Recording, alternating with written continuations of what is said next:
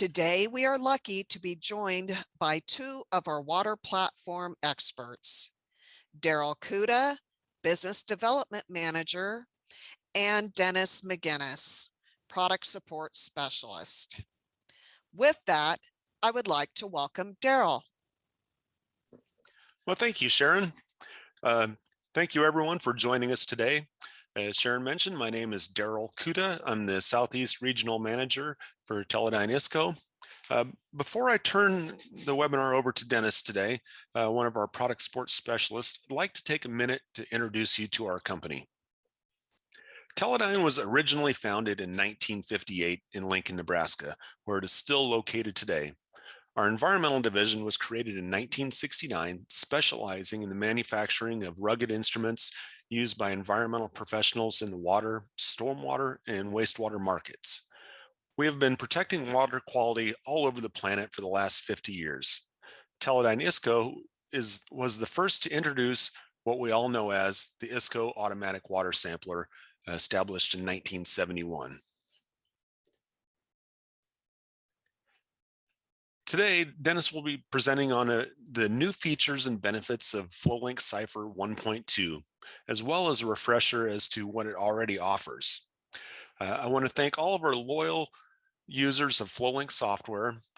With your feedback and suggestions, we listened to your needs and developed Flowlink over the last 20 years, advancing through DOS, XP, Windows 7, 10, 11, etc. In keeping with the evolution of Flow software, the next generation cloud-based Flowlink software provides easy access to your data anywhere. Flowlink Cipher is currently available in North America. So what we're going to cover today is the new features and benefits. Dennis will cover the shared dashboard, the automatic reporting, we're going to cover the overview of Flowlink Cipher features, such as customizing your dashboard, analyzing data, and examples of data editing. And we'll cover your alarm options, which could be anything from high flow alarms to battery alarms to let you know when you need to change the batteries. And then we'll also cover the site features, how you can easily look at your data with just one click, or you can even add graphs and pictures into your site file for everyone to be able to view. So why Flowlink Cipher? The customer interest is always evolving. You know, we find that there are fewer employees available, either due to retirement or just low unemployment. You know, everyone from fast food restaurants to manufacturing is finding issues with getting qualified employees. So what we're doing is, you know, we're working with less people. The newer workforce coming out of college is more experienced with computers. So they're a little more savvy and independent on data, which makes it important to have remote data access that is affordable. And we're all expected to do more with less these days. So the more data we get, the easier our life is going to be. So why Flowlink Cipher? It's a cloud-based data is acceptable and more maintainable. It's needed for early warning to take proactive actions, so you can easily identify, you know, when you have a high-level alarm, so you can take action immediately instead of waiting to go out and fix the application later. There's a need for secure data hosting. As you know, there's been a lot of government agencies have been hacked for malware. You know, so by having cloud-based software is going to eliminate that as a problem. And then with the Cipher, you're going to easily be able to identify the health of your sites. So with one click, you're going to be able to easily scan all your sites, see which ones are up and running. Now, what we currently offer is Flowlink LE, which was designed for the field use for programming, data retrieval, and exporting the data. It's pretty basic. And then our standard Flowlink is a single user where you can analyze your data, do editing, reporting. And then we advance to the Flowlink Pro. This is where we can multiple users can access the same data, and it has all the same functions as the standard Flowlink, but you can have the data automatically push into the server so you can analyze and look at your data. Which then brings us to the Flowlink Cipher. This is our web-based data management. It allows multiple users to access the data at the same time. So it's a combination of our Flowlink the 5 and Pro, so you can have data automatically push in. Multiple users can use it to access, create graphs, reports, and edit the data if needed. So some other benefits of Cipher is there is no hardware ownership. You don't have to purchase a server for it. So if you don't have a server, you don't have to worry about maintaining it, getting the IT department involved.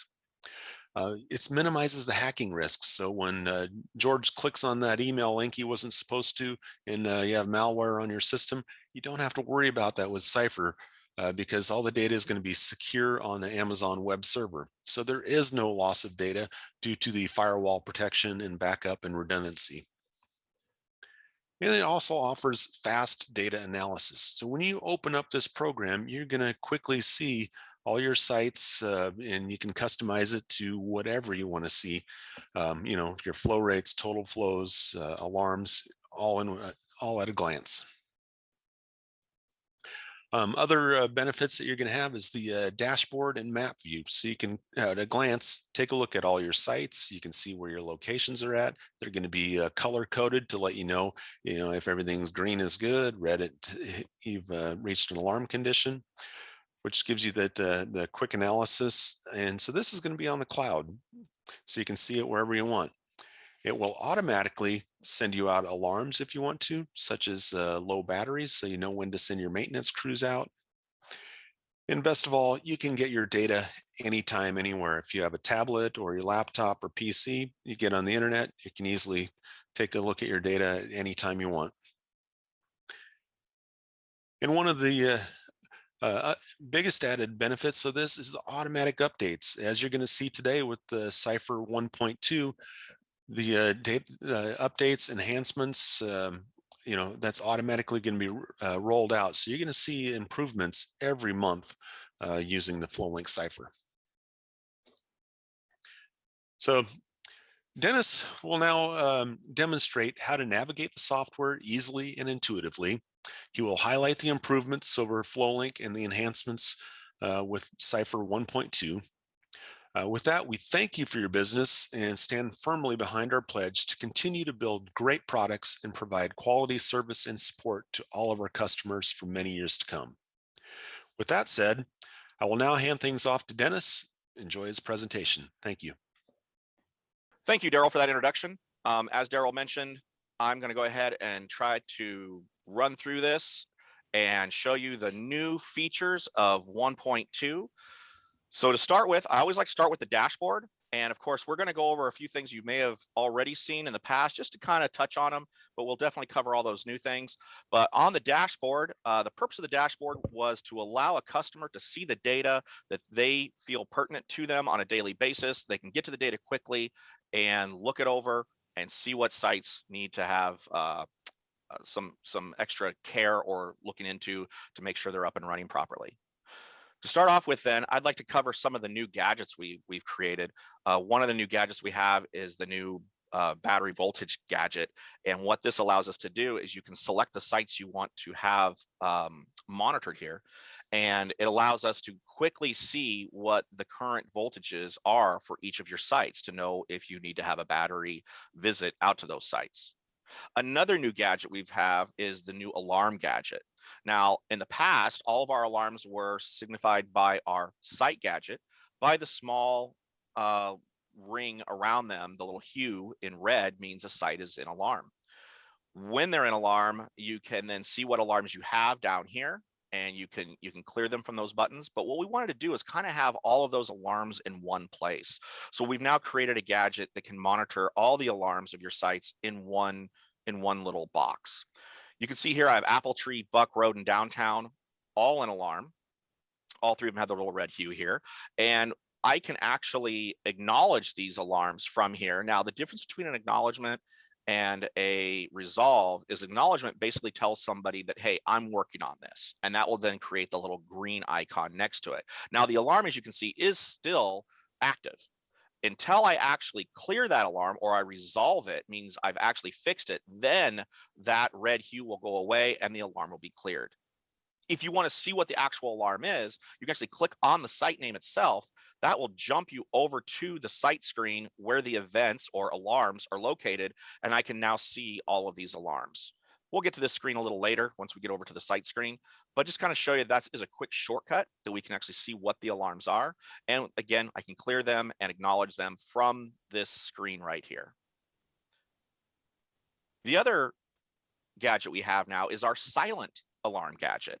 What this one does, it monitors sites that have not pushed in. And so again, like the alarm gadget, I have all my sites that have not pushed in or failed to push in at least once in that time that since you've cleared it will show up in this alarm gadget. It has a yellow hue around those sites that are in a site push alarm. To clear these, I can clear these the same way. I can just acknowledge them right here and that will clear it and take it out. And also on this site, you can also see I do have my battery voltages. So we've combined a few things. The last time these things have pushed in, these have actually started pushing in again. I kept them in alarm right now because I don't want to clear them, but for this demonstration. But yeah, these have actually started pushing in again, but they're still letting you know that this was an alarm at one time and these possibly looked at, or at least acknowledge that you're aware of it. And quickly, just to touch base on all the gadgets, we still have our note gadget. You can throw some notes in here. We've got our graph gadget. You can post any graph that you've created on the dashboard as well. And then back to the site gadget. The site gadget is a pre-made gadget that will always have your level, velocity, and flow rates available. The last time it pushed in this case, this was 2 minutes ago, and the current voltage reading of the last time it pushed in. Also, I can move my mouse around that graph and you can see the little pop-up window that gives you some data. So that's our site gadget. All right, so now for some really cool new stuff. We did change the layout of the dashboard. Now that all of our dashboards are listed across the top. So I'm currently on my home dashboard. We've added the little plus button over here on the left of your dashboard list, and you can see all of our gadgets are listed here now to create them. And you can see our new battery, alarm, and site gadgets are here. I can create new dashboard from scratch here, but this is the one I really like. We now have the ability under the dashboard configuration. You can see all of your dashboards. I only have the one right now under home, and I can actually have the ability now to share this dashboard with others. By doing this, now other people like Daryl could log in with his account and he will notice, I'm going to unshare mine because we have some other ones down here shared. You will notice in the shared list, we've got a couple other shared, we got somebody else who has a home shared, but we have a demonstration dashboard here. If I click on that, I can now copy that demonstration dashboard over to my list of dashboards. And I can change the name if I choose to. But you'll notice now that I now have a copy of that demonstration dashboard right here as an option of mine. And I can change this and it will not affect the original shared dashboard. So everyone can bring that in. You can make your changes to that dashboard without having to affect other people. So it's shared, like you're basically making a copy is what you're doing. But you can see the dashboard's clearly different. And I can still jump back over to my particular dashboards here if I want to go back to my home dashboard. But it's a quick way of, if you've created a dashboard to get people up and running quickly, if you've gone through the trouble of getting all the dashboards set up and you got the sites you want and all the data you want, you can easily share that with the group, and then someone can come in here and make a copy of that. So that covers. Daryl, how am I doing? Did I get everything covered on the dashboard that you think, or did I? That's great, Dennis. Perfect. Yeah, I think we covered all the new features on the dashboard. All right. So yeah, I'm going to work with Daryl here a little bit. Just make sure I don't miss something. He's going to be my safety net here. So moving on to the map screen. The map screen, not much has really changed here. We still have the locations of each of those sites. I can zoom into them. I can click on them and get some more data. You'll notice that the sites in alarm, those 3 sites that are still in alarm that have not completely acknowledged or fixed, they show up on the map in red. The other sites here are green here. I can click on this. You can see I can have my quick shortcuts here. I can create graphs, or I can jump to the graph screen within these shortcuts. I can do data sets, and I can jump to the site screen itself. So again, not much to show here. That we haven't really changed much on the map screen. So if you're familiar with the map screen, all that's the same. But we're going to go ahead and instead using the shortcut to go to sites, we're just going to go over here to the site screen, show you what we got over here. So under the site screen, these are all the sites that we have in this database. And you'll notice to start off with, you'll notice these little pin drops have colors to them. What that does, it tells me that this is actually part of a tenant, meaning it's in a group that you can set up for people to log in and they can view just the sites that they have access to. So that's what the tenant system is. And you can color code these tenant systems. So they have different color codes. So as a manager, you can see which sites belong to tenants. You can also filter or sort by those. I can sort by tenant, so we'll put all the tenants together. I can change the sorting arrangement up and down. Typically, I just use the site name, so that way they're alphabetized. This particular screen also allows me to merge data sets. If I have multiple sites here I want to merge, and this also allows me to upload data from third-party or Flowlink data. This is the way of getting that data into our databases on this screen. Across the top here, groups, this allows us to create some grouping. If you have a number of sites in different groups, you can drag and drop them into there. But most importantly here, I want to show you is the export screen. What we've now added with the export screen is the ability to now, instead of exporting a single site via the analysis screen in the past, with the export screen, now I can actually export multiple sites at the same time. So now I don't have to do one site and one site and one site. Here I can do multiple sites. I can pick the time range I want. Relative is just relative to today's date. So I can do the last 24 hours. I got my sites listed down here. If I don't want every single data set of those sites, by dropping these down, you'll see I have all my data sets and I have the ability to change their units before I do the export. But if I don't necessarily want all of those data sets, I also have the ability here to go ahead and uncheck the things that I don't necessarily need in my report. So that you'll notice these are disappearing as I'm unchecking them. And then once I do that to all my sites, then I can go ahead and so I can do the same thing with this site here as well. I just wanted to point out that I can go through and do all of my sites. And when I got everything the way I want it, I hit this little button down here and that will export all that data into a single CSV file for me. Okay, moving on to alarms.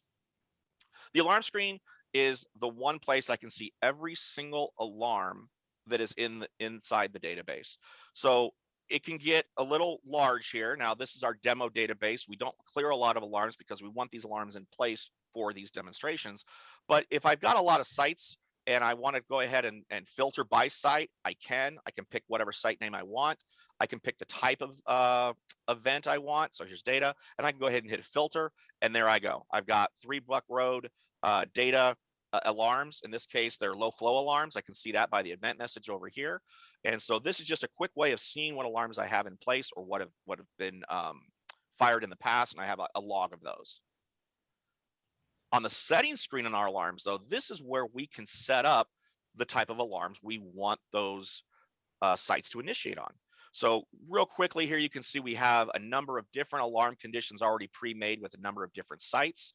You can see I'm subscribed to a few of them. So each user can just pop in here and choose which sites he wants to be subscribed to. He can create more alarms if he feels the need to, but it's a very quick way. Once they're created, you just come in here and you can subscribe to the alarms that you want versus the ones you're not interested in.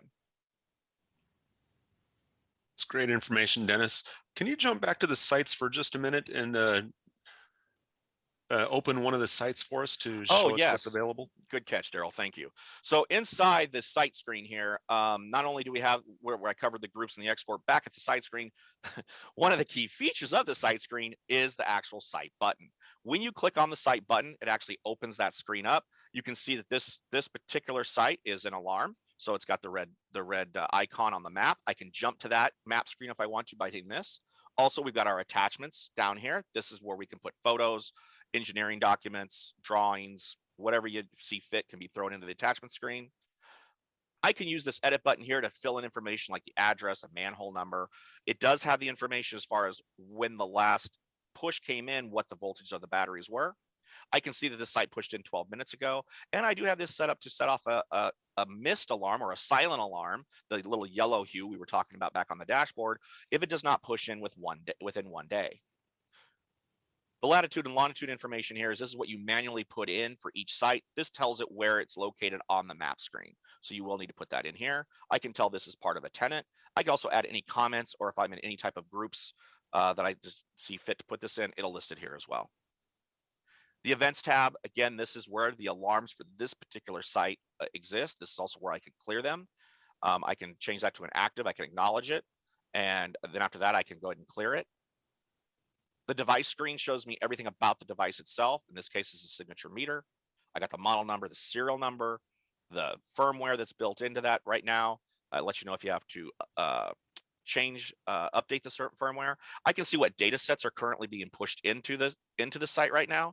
So these are all the data sets that are coming in. The log screen right now, it's just going to show any changes or anything that's pushed in. So that can get kind of busy, but this is if someone's out there and they've changed something in the meter, it would log that here as well. Okay, thanks for catching that, Daryl. I appreciate it. So now we've covered the site screen. I covered the alarms. Now we'll go ahead and move on to the analysis screen. So the analysis screen, this is where we keep all of our graphs and tables and all the tools we do analysis with. So to start off with, you can see I have all the graphs that are here are ones that I've created. Anything with a globe next to it, like right here, you can see that's a shared graph. So someone else made this graph and shared it with the group. So anytime you see that little globe up there, that means somebody else has created that. But this does allow you to go ahead and click on any pre-made graph, and that jumps you right over into the graph screen. Here you can see I have a couple parameters up on the top pane. I've got another data set below on the second pane. As I move my mouse around, you can see it gives you different value readings on there. I can actually add the table over here. So I have my table data up here. This is also where I can export data to a PDF or a CSV. The purpose of that is if you just want to do a single site instead of doing the whole earlier when I was doing the export, this is just a way, this is the old way you could only export was this way, only do one site at a time. So that's where that new export option is going to be nice. You'll be able to get more sites than just one at a time here. But yeah, I can zoom in, I can zoom out as far as my data goes here. The other thing I want to show you on analysis screen, some new features we have for our scatter plots. So here's a scatter plot I made for our downtown site. We now have the ability to go ahead under the edit screen. I can actually create a best fit curve. So there's my 10% best fit curve. You can see I have a few outliers here. So now we've added the ability to edit those outliers by using this select outliers. Anything on the outside of that 10% now is being selected. I can now edit those easily by clicking this. This will send it to the limit. So they bring them right into the 10% limit, or if I want to, I can bring them right into the center line if I choose. So this is a quick way of editing your scatter plot, or via scatter plot, editing anything that's outside that range. And then of course you have an undo button. You can always undo any edits you make. So that's kind of that's one of the new features I definitely wanted to point out, that we have that ability to do those scatter plot editings. Okay, another new tool I want to bring up is under our compute data sets. Under our compute data sets in the past, we've always had our math expressions, and we've had our INI and our dry flow. The new thing that we've added now is we now have volume conversions. By bringing the volume conversions in, now I can go ahead and do volume conversions on, sorry, let's grab level here. I could do volume conversions on a weir or a flume. And so that's what these volume conversions are going to allow us to do, is those type of conversions. I'm sorry, here it is. Flow rate conversion. I was gonna say that's the volume area. This is the flow rate conversion here. So here's my weirs, flumes, meter and inserts, and I can bring those over. And then with that, I can do calculations. There we go. So here so it's a V-notch weir. I can bring that level over. In this case, it's 360 level, but I can bring that information over into 45-degree V-notch weir. And then I can give it a name, and I can create that. So this allows us to do those offline flow conversions now. So that's a new function that we've been wanting to get into Cipher. This is really helpful if you accidentally are using a wrong size pipe in your calculations. You can come in here, like Flowlink in the past, you can recalculate based upon those correct sizes, whether it's the wrong V-notch size, flume. If you're doing area velocity, you've got the different pipe sizes. we've got equations, we've got data points now. So all that's now built into Flowlink Cipher. Okay, moving on to reports. So under reports, we now have the ability to, you can see here that we've got all the reports here that are pre-made. This allows us to, if you've got a report you want to look at, you can simply click on the download here. You can see this is a PDF, or I can do CSV, open it up. You can see I got a quick report here of that PDF. So real simple, but the cool thing I want to show you now is the templates. So the templates allow us to create a more of a generic report where these reports are tied to a particular site, hard coded to these site names. The templates allow us to go ahead and set up a type of report, but not tied to a particular site name. So here's a couple reports that I've made. We've also got some public reports down here. These are shared. Daryl's made a couple here, but these are mine that I have not shared. So they have them segregated here between two different groups. But what I want to show you here is I can use this monthly total by choosing pick site. It's going to pull up my wizard, and all I've got to do is go ahead and choose the site I want. So by picking apple tree, it's already going to fill in my two flow rates that I've already chosen here. So those are already there, and then I just hit next all the way through, and it's done. That's all you need to do for the template. Now, if I want to tweak that template a little bit more, that's what that wizard allows us to do. So here I'm going to do my daily flows. So if I click on this, I can go ahead and pick again my site I want. You can see now I have a flow rate.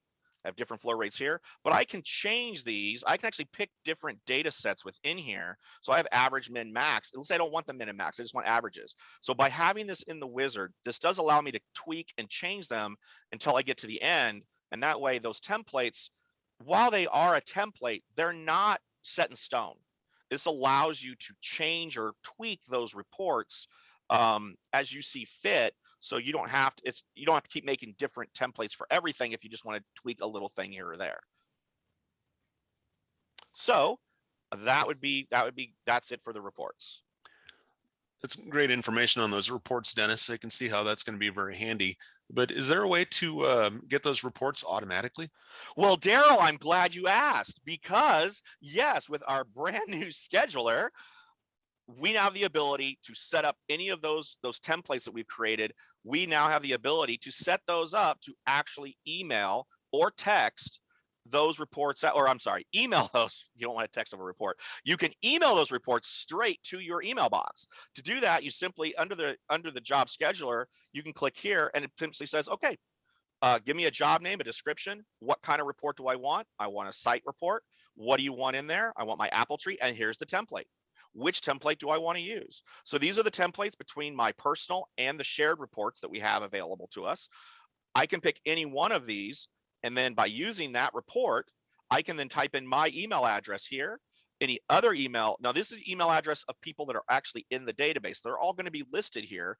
So if you have anybody in the database you want to send it to, it's already set up for you. You don't have to type anything in. But let's say you got somebody maybe that's not access to this database. Maybe, Jerry needs a copy of it, but he doesn't have access to this. I could put Jerry's email right in here also, and it will send those emails out. And I can put that on a daily type of email, a monthly email report.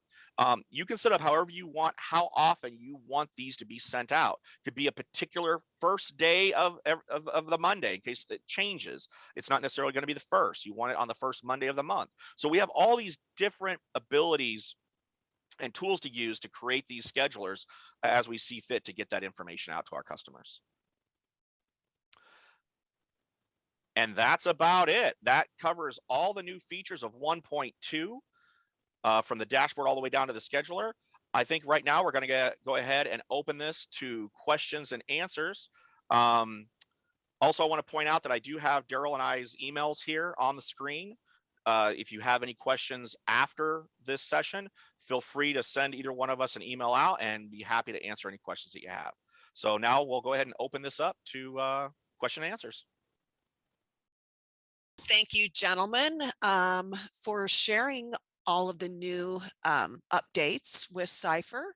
And it looks like we are receiving some questions. So please take over.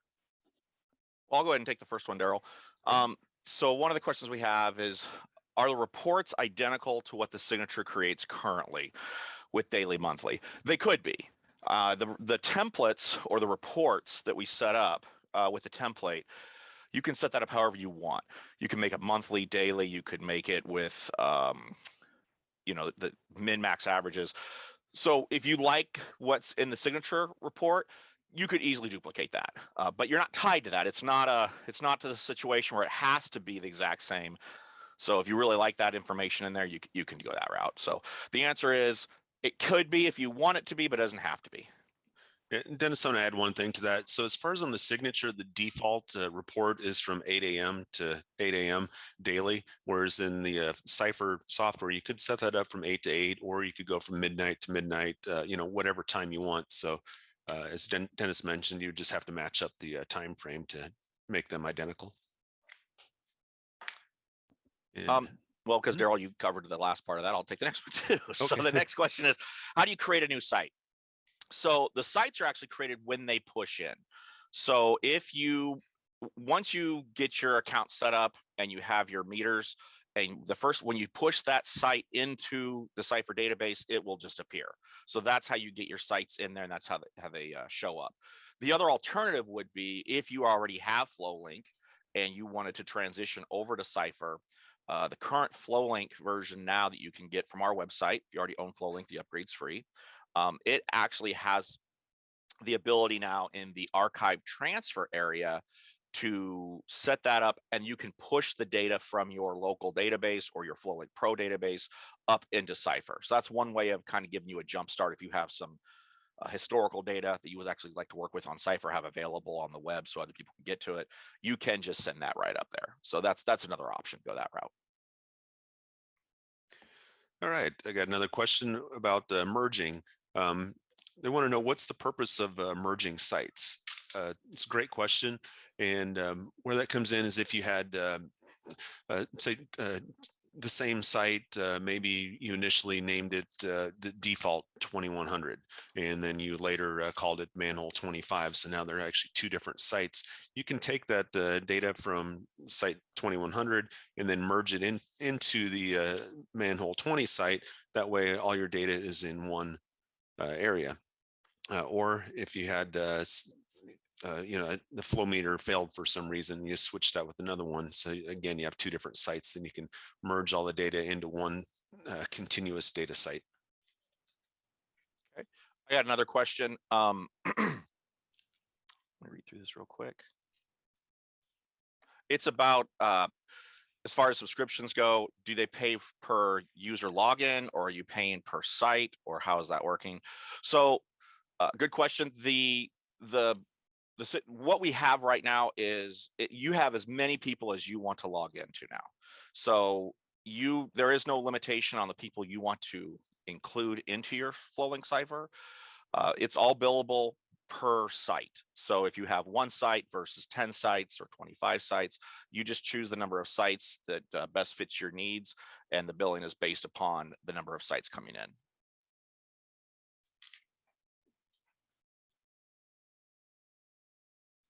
All right.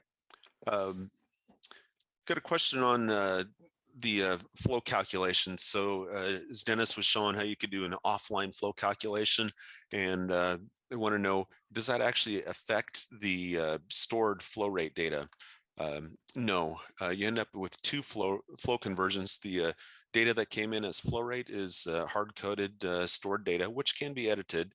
But if you do an offline flow calculation, because say your pipe was a 24-inch instead of a 12, it will create a second flow rate, like a recalc flow. So then you still have your original data plus the new recalculated flow, which then you can use that to recalculate your volume as well. Okay, the next question we have is, how much is the modem, antenna, and subscriptions? Well, that's kind of a loaded question. There's not a direct answer because there's a lot of questions I have to ask. As far as the modem goes, it's going to depend on, are we talking 2100 modems? Are we talking signature modems? The antenna is included with that, unless you want to get a specialized antenna, like a manhole antenna or a street installation antenna. And as far as subscriptions go, they vary also. We do have price breaks for larger subscriptions. So buying a single license, you're going to get a price break when you compare that to buying a 10 license or a 25 license. So my My answer to that would be contact your ISCO representative, and they can give you pricing based upon what those specifics are. So we would need a little more information to actually give you some numbers. But yeah, so that's kind of an answer, but no actual solid numbers because there's just too many variables. All right, next one is how are you able to edit the level offsets or account for drift in a sensor? So in the edit screen, you can highlight all the data that you want to edit, and then there is an offset option in there. So say the technician forgot to calibrate the level and everything's off by 2 inches. You can easily highlight the data and then just tell it to increase all the level readings by 2 inches or subtract 2 inches. As far as the drift,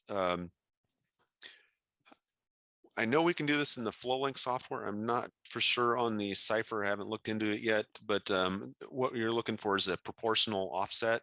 But I know we can do that in the standard Flowlink, where you just tell it that proportionally you need to change the level over a period of time by a couple of inches. And I will get back to the person that sent that question in with the answer after this. Thanks.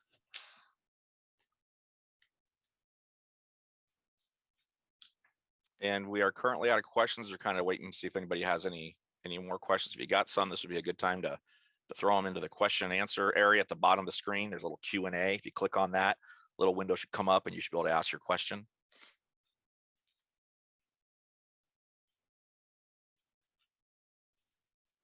Also, had a few people send some directly in the chat, but yeah, just kind of keep them in that Q&A area. You should be good to go.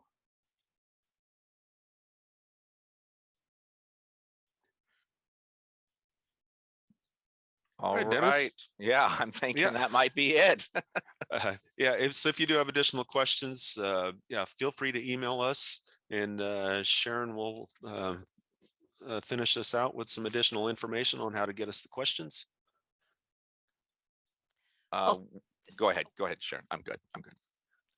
Well, thank you, Dennis and Daryl, for sharing your expertise. And I would like to especially thank all of our attendees today for joining us. As mentioned, the webinar was recorded and a video will be made